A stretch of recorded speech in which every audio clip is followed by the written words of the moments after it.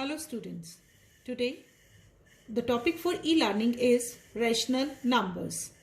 Let us revise the worksheet 1 which we have discussed yesterday. Let us begin the first question. Which integer is neither positive nor negative? Answer is 0. 0 is the integer which is neither positive nor negative.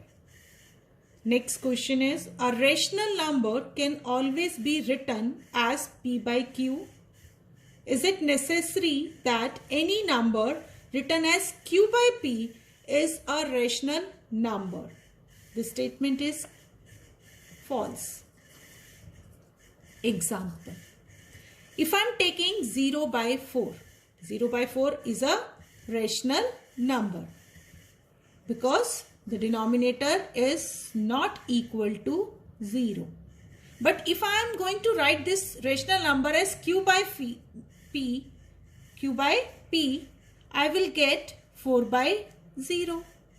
But 4 by 0 is not a rational number. So this statement is false. State whether the following statements are true. If not, justify your answer with an example. Begin with the first statement. Every whole number is a natural number. Whole number starts from 0, 1, 2, 3, so on. Natural number starts from 1, 2, 3 and so on. But 0 is a whole number but not a natural number. So this statement is false. Every natural number is an integer. Natural number starts from 1, 2, 3, 4, so on. And these all are positive integers. So this statement is true. Every integer is a whole number. I am taking integer -1, -2. These two are negative integers, but whole number starts from 0, 1, 2, 3. So this statement is false.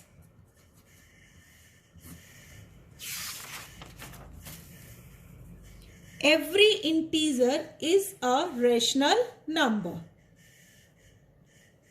I am taking negative integer, I am taking 0, I am taking a positive integer. These all three are rational numbers because the denominator is not equal to 0. So this statement is true. Moving to the next statement. Every rational number is a fraction. If I am taking 2 by 3, this is a rational number as well as a fraction. But if I am taking -3 by 5, 0 by 5, these two are rational numbers but not fractions because fraction is written in the form of P by Q where both P and Q should be natural numbers. So this statement is false.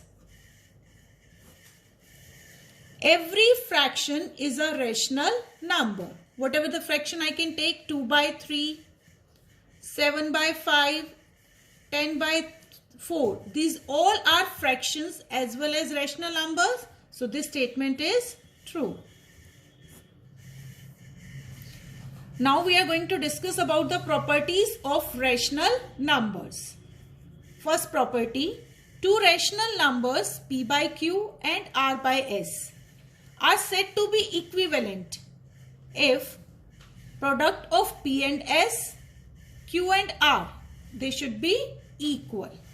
Let us take one example, 4 by -7 and 8 by -14.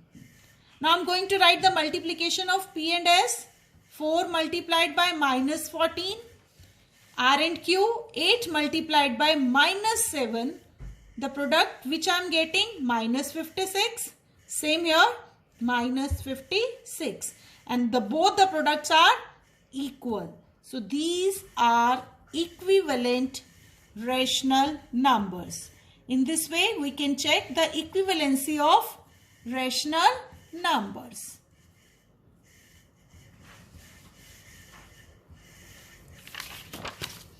If we take another example, 5 by 8 and minus 15 by 24. Method is same. I am going to write the product of 5 and 24. Here 8 and minus 50. Now the product which I am getting here is 120. Here I am getting minus 120. These two products are not equal. So these are not equivalent rational numbers.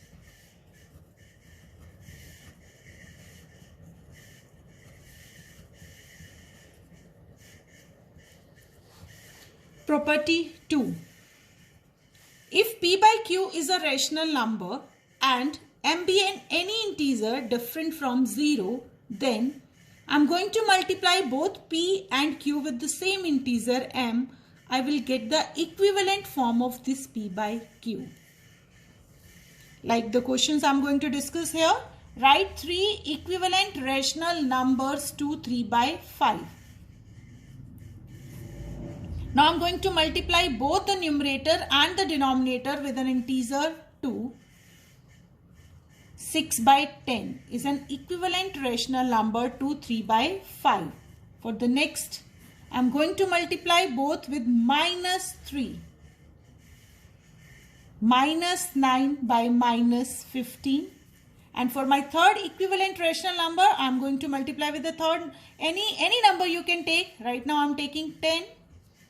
And I'm getting 30 by 50. So 6 by 10. Minus 9 by minus 15, 30 by 50 are 3 equivalent rational numbers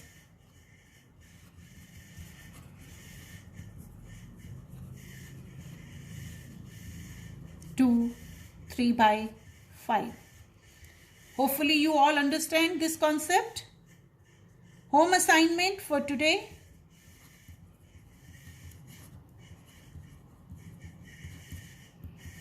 Do worksheet 2, question number 1 to 3, chapter 1.